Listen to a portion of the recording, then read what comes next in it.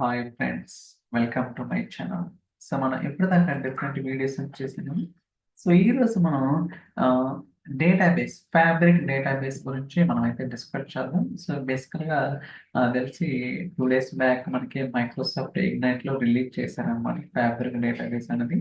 So చాలా మందికి తెలిసే ఉంటుంది, నేను కొత్తగా ఏం చెప్పేది కాదు. సో అది ఏంటి, ఎలా ఉంటుంది అన్నది కూడా మనం అయితే మన point of view over view చేద్దాం. ఇక్కడ న్యూ ఐటమ్ ఉంది కదా, సో దీని మీద క్లిక్ చేయండి.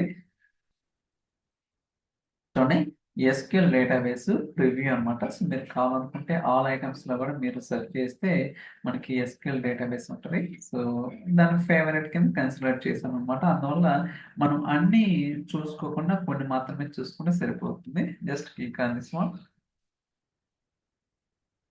ఓకే, సో సేల్స్ పేరు ఏదైనా వచ్చు, క్రియేట్. సో ఇలా నేను ఏంటంటే ఒక డేటాబేస్ అనేది ఫ్యాబ్రిక్ లో చేశాను అనమాట. సో ఈ డేటాబేస్ క్రియేట్ చేసినప్పుడు మనకి ఏమేమి వస్తాయి ఏంటి అని కూడా మనం అయితే ఎక్స్ప్లోర్ చేయడం ట్రై చేద్దాం. అఫ్ కోర్స్ నేను ఇనిషియల్ గా కొంత ఎక్స్పెరిమెంట్ అయితే చేశాను అనమాట. బట్ చాలా చాలా ఫాస్ట్ గా ఉందని చెప్పాలి. సో ఎక్సలెంట్ అని చెప్పాలన్నమాట. ఓకే, చూడండి, try to refresh. Sales dB కదా. ఓకే, మీకు ఇక్కడ ఆ డేటాబేస్ క్రియేట్ చేసినప్పుడు ఆర్ట్ ఫ్యాక్ట్స్ ఏమేమి క్రియేట్ అవుతున్నాయి ఏంటి అని చూపిద్దామని నా ఇంటెన్షన్ అనమాట. సో ఈవెన్ ఫిల్టర్లో కూడా వస్తుంది, అట్లా చూడొచ్చు. సో యా, ఓకే, చూసారు కదా, మనకి సేల్స్ డిబి ఒకటి క్రియేట్ అయింది డేటాబేస్. అండ్ ఇక్కడ చూసుకుంటే ఒకటి, సారీ ఇది కదా. Okay, symmetric model end point. Okay, so like మనకి lakehouse warehouse create చేస్తున్నప్పుడు ఎలా అయితే ఒక SQL analytics end point symmetric model create అవుతుందో, సేమ్ దీనికి కూడా అలానే క్రియేట్.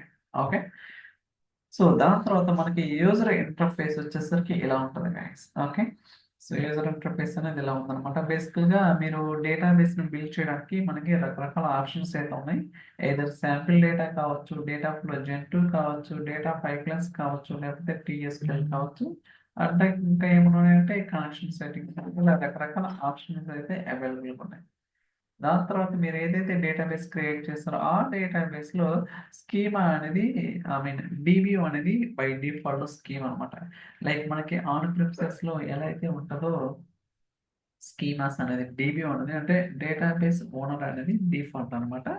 సో ఇక్కడ మీరు చూసుకుంటే tables, views, stores, functions. Okay, functions ఇక్కడ మనకి ఇంపార్టెంట్ ఏంటంటే scalar valued function and table valued function. Okay, so బేసికల్ గా మనకి టీఎస్క్యూఎల్ లో 3 రకాల ఫంక్షన్స్ ఉన్నాయి. Scalar functions and multi statement table valued function, inline table valued function అని ఇలా 3 టైప్స్ ఉంటాయి అన్నమాట. అయితే ఇక్కడ ఏదైతే డేటాబేస్ ఉందో అన్ని కూడా సపోర్ట్ చేస్తుంది. అదే ఫ్యాబ్రిక్ డేటా వేరోస్ అనుకోండి, only inline table valued function మాత్రమే సపోర్ట్ చేస్తుంది, కానీ స్కేలార్ ఫంక్షన్ కానీ లేకపోతే multi statement table valued function కానీ ఆ రెండు సపోర్ట్ చేయదు అనమాట. ఓకే, మనం ఆల్రెడీ వాటి గురించి కూడా ప్రీవియస్ క్లాసెస్ లో డిస్కస్ చేయడం జరిగింది. ఓకే, సో దాని తర్వాత మనం ఏదైతే క్వెరీస్ ఇక్కడ రాస్తామో ఆ క్వెరీస్ అనేది ఇక్కడ ఉంటాయి. సో దాని తర్వాత, సో ఇందాక చెప్పినట్టుగా గెట్ డేటా. సో ఈ డేటాబేస్ మనం, సో లైక్ డేటా ఫ్లో జెన్2 ద్వారా డేటాను పుల్ చేసుకోవచ్చు, లేదా డేటా పైప్లైన్స్ ద్వారా తెచ్చుకోవచ్చు. అండ్ ఇక్కడ క్వైరీస్ అనేది కొత్తగా క్రియేట్ చేసుకోవచ్చు అనమాట. లైక్ టీఎస్క్యూఎల్ యూజ్ చేసుకుని మనం ఆన్ ప్రిమిసెస్ సీక్వెల్ సర్వర్లో ఎలా అయితే ఇంప్లిమెంట్ చేస్తాం, సేమ్ ఇక్కడ కూడా ఇంప్లిమెంట్ చేయడానికి అవకాశం అయితే ఉంది. ఓకే, సో మీరు ఇక్కడ చూసుకోవచ్చు, దీన్ని డూప్లికేట్ చేసుకోవచ్చు, దీన్ని రీనేమ్ చేసుకోవచ్చు. For example temp query. Okay, so rename చూడండి, అలానే సో డిలీట్ కూడా చేసుకోవచ్చు. ఫర్ ఎగ్జాంపుల్ ఇప్పుడు వద్దనుకోండి, delete. Yeah, I want delete, that's it. So and coming to performance అయితే నాకు చాలా ఫాస్ట్ అనిపిస్తుంది. అంటే నేను కొంచెం మాత్రమే ట్రై చేశాను, బట్ లాంగ్ రన్ క్వైరీస్ కి ఎంతవరకు ఎఫెక్టివ్ ఉంటుంది అనేది చూడాలి. But it's working very fast, I can say that. Okay, so ఇది వచ్చేసరికి న్యూ క్వైరీ అనమాట. అండ్ టెంప్లెట్స్కి వచ్చేసరికి న్యూ స్కీమా, అంటే కొత్తగా స్కీమా క్రియేట్ చేసుకోవచ్చు. టేబుల్ కానీ వ్యూ కానీ స్టోర్ ప్రొసీజర్ కానీ లేకపోతే ఫంక్షన్ కానీ ఇవన్నీ కూడా మనకైతే సో క్రియేట్ చేసుకోవడానికి పాసిబిలిటీ అయితే ఉందన్నమాట. ఓకే, అలానే మీరు ఒకవేళ ఇక్కడ మీకు క్వైరీస్ అనేది బిల్డ్ చేయాలనుకుంటే సో ఇందులో విజువల్ స్టూడియో కోడ్ కానీ లైక్ ఎస్ఎస్ఎంఎస్ మనందరం ఫేవరెట్ కదా, సో మీరు అక్కడైనా డిఫైన్ అనేది చేసుకోవచ్చు అనమాట. మీకు ఎలా కావాలంటే అలా అనేది ఓపెన్ చేసుకొని కోడ్ అనేది ఇంప్లిమెంట్ చేసుకోవచ్చు. అలానే సో ఏపీఐ అనేది గ్రాఫ్ క్యూఎల్ మీ అందరికీ వస్తుందా, గ్రాఫ్ క్యూఎల్ లాంగ్వేజ్ అనేది అది కూడా యూజ్ చేసుకోవచ్చు. అండ్ మోస్ట్ ఇంపార్టెంట్ ఏంటంటే పర్ఫార్మెన్స్ అనేది అన్నమాట. ఓకే, అంటే మనకి ఇక్కడ ఏదైతే క్వైరీస్ రన్ చేస్తామో ఇక్కడ సమరీ అనేది సో మనం చెక్ చేసుకోవచ్చు అనమాట. బట్ ప్రజెంట్ మనం ఏం చేయలేదు కాబట్టి you don't see anything. Okay, but ఇది చాలా యూస్ఫుల్ అవుతుంది. అంటే నేను అబ్జర్వ్ చేశాను అనమాట. అంటే ఏమేం క్వెరీ ఎక్కువ హిట్ అవుతుంది, ఏం క్వెరీ సిపి యూటిలైజేషన్ కానీ ర్యామ్ యూటిలైజేషన్ కానీ ఏది ఎక్కువ తీసుకుంటుంది అన్నది చాలా ఫిల్టరింగ్ అయితే ఉందన్నమాట. అంటే filtering in the sense like detail information అనేది మనం తెలుసుకోవడానికి అవకాశం అయితే ఉంది. ఓకే, సో ఇంకా మీరు డీటెయిల్గా కావాలనుకుంటే ఇక్కడ చూడండి యూ పర్ఫార్మెన్స్ డాష్ బోర్డ్ ఏదైతే ఇక్కడ మనం క్వెరీస్ రన్ చేస్తుంటారో వాటి యొక్క పర్ఫార్మెన్స్ అనేది తెలుసుకోవడానికి ఇక్కడ ఒక డాష్ బోర్డ్ లాగా వాళ్ళు డిజైన్ అనేది చేశారనమాట. ఓకే, ఇక్కడ చూడొచ్చు నార్మల్గా రన్ అయ్యే క్వెరీస్ అలానే క్రిటికల్ అంటే బాగా సిపి యూటిలైజేషన్ ఎక్కువ తీసుకుంటా సో అన్ఎక్స్పెక్టెడ్ రిజల్ట్ అనే అన్ఎక్స్పెక్టెడ్ టైం అనేది ఉంటుంది కదా, అలాంటి వాటికి సో ఇక్కడ మీకు ఒక ఈజీగా అండర్స్టాండ్ తెలుసు. ఓకే, పర్టికులర్ క్వెరీ ఎక్కువ టైం తీసుకుంది, ఏంటి ఇష్యూ, దాన్ని ఏదన్నా ఫర్దర్గా ట్రీట్ చేయొచ్చా, రీమోడల్ చేయొచ్చా, ఇలాంటి ఇన్ఫర్మేషన్ అనేది మనం క్యాప్చర్ చేయడానికి చాలా చాలా ఉపయోగపడుతుందని చెప్పాలి. సో ఇది వచ్చేసరికి సిపియు కన్జంప్షన్ అనమాట.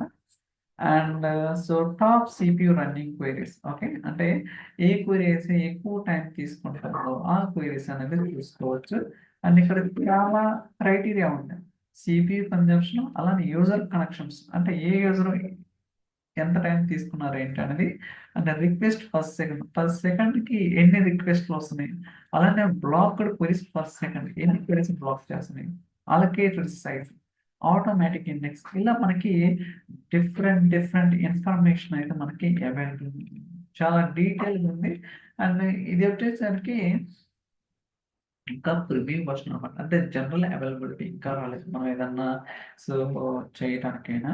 సో మీరు ఇంకా ఫర్దర్గా చేసుకోవాలనుకుంటే సో లాస్ట్ 30 డేస్ కావచ్చు, లాస్ట్ 7 డేస్లో ఎలాంటి క్వైరీస్ రన్ అయ్యాయి, ఏ క్వైరీ ఎక్కువ టైం తీసుకుంది, ఇలాంటి ఇన్ఫర్మేషన్ మొత్తం కూడా మనం గ్యాదర్ చేయడానికి అవకాశం అయితే ఉందన్నమాట. ఓకే, సో ఇది ఒక అప్డేట్ ఎస్క్యూఎల్ డేటాబేస్. బట్ దాని తర్వాత రిప్లికేషన్. ఓకే, సో మనకి ఇక్కడ రిఫ్రెష్ అండ్ సెట్టింగ్స్ వచ్చేసరికి సీక్వెల్ కోపైలట్ ఉంటుంది and restore points, connection strings. Okay చూడండి ADO dot net, JDBC, ODBC, PHP, go. Okay, ఇలా మనకి సో రకరకాల కనెక్షన్ స్ట్రింగ్స్ అయితే అవైలబుల్గా ఉన్నాయి అన్నమాట. ఈ కనెక్షన్ స్ట్రింగ్ యూజ్ చేసుకొని మీరు డేటాబేస్లో క్వెరీస్ అనేది ఇంజెక్షన్ అనేది చేసుకోవచ్చు. అలానే రీస్టోర్ పాయింట్స్, సో మీ అందరికి తెలుసు కదా, సో రీస్టోర్ కనుక ఫ్యాబ్రిక్ డేటా వేరస్ లో ఎలా అయితే ఉందో సేమ్ ఇక్కడ కూడా రీస్టోర్ పాయింట్ ఉంటుంది. అండ్ ఎండోస్మెంట్ అంటే ఇట్స్ లైక్ ఎ ప్రమోషన్ అనమాట. సో దాని తర్వాత మనకి ఇది ఫీడ్బ్యాక్. సో సెక్యూరిటీ కూడా ఉంది. సో మెయినెస్ సెక్యూరిటీ అంటే ఇక్కడ రకరకాల రూల్స్ అనేది క్రియేట్ చేసుకోవచ్చు, లేకపోతే కస్టమ్ రూల్స్ డిఫైన్ చేసుకోవచ్చు. ఆ రూల్కి ఏమేమి యాక్సెస్ ఇవ్వాలి ఏంటి అని కూడా మీరైతే డిఫైన్ అనేది చేసుకోవడానికి అవకాశం అయితే ఉంది. సో అలానే మనకి మానిటర్ రిప్లికేషన్ కూడా మనం అయితే చేయడానికి సో పాసిబిలిటీ ఉందన్నమాట. స్టేటస్ వచ్చేసరికి సో ఇది ఒక ఆప్షన్ అయితే మనకి ఇంట్రొడ్యూస్ చేశారు. బట్ చెప్తాను కదా, సో మనం అయితే ఫర్దర్గా చూద్దాం ఏంటి అంటే డీటెయిల్గా. ఇది వచ్చేసరికి ఎస్క్యూఎల్ డేటాబేస్. దాని తర్వాత మనకి 1 లేక్ కేటలాగ్.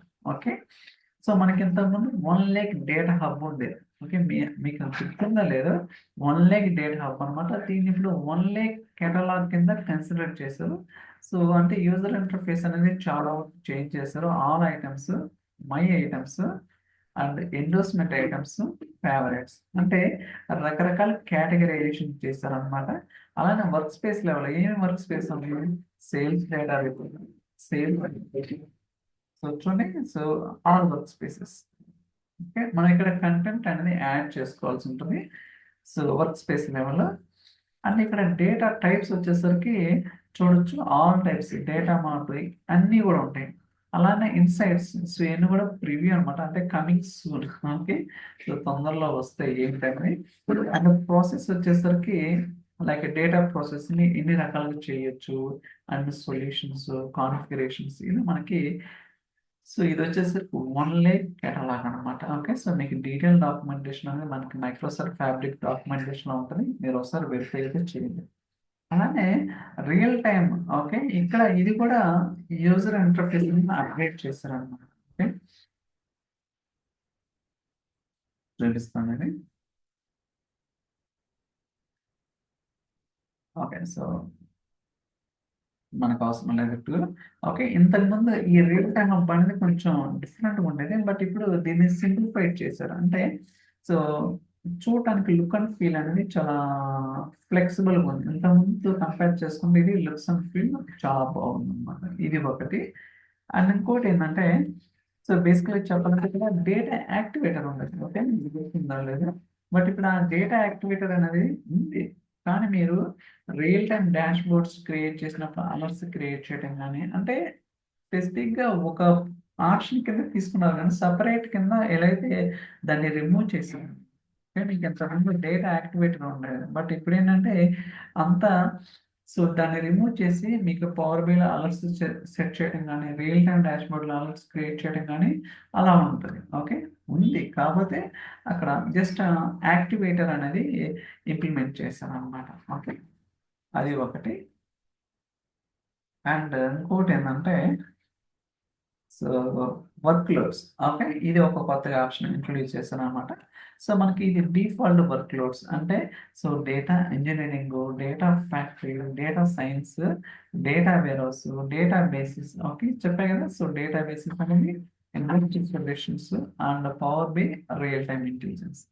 అలా కాకుండా మనకి మోర్ వర్క్ లోడ్స్ అనేవి కూడా ఉంటాయి అన్నమాట. లైక్ టెరా డేటా కావచ్చు, Osmo, power BI, power designer and క్వాంటెక్స్ something ఏంటి.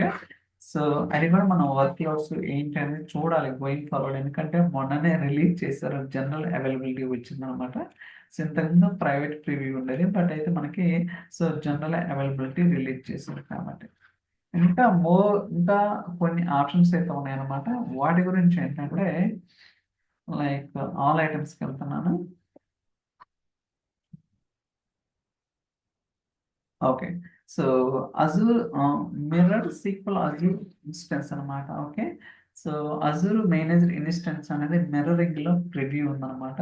అలానే so sequel database, Azure SQL database అనేది జనరల్ అవైలబిలిటీకి వచ్చింది. అలానే ఇక్కడ మిర్రర్ డేటాబేస్ ప్రివ్యూ అనేది కొత్తది రిలీజ్ చేశారు. ఓకే, ఇది ఒకటి, ఇది ఒకటి, ఇది ఒకటి.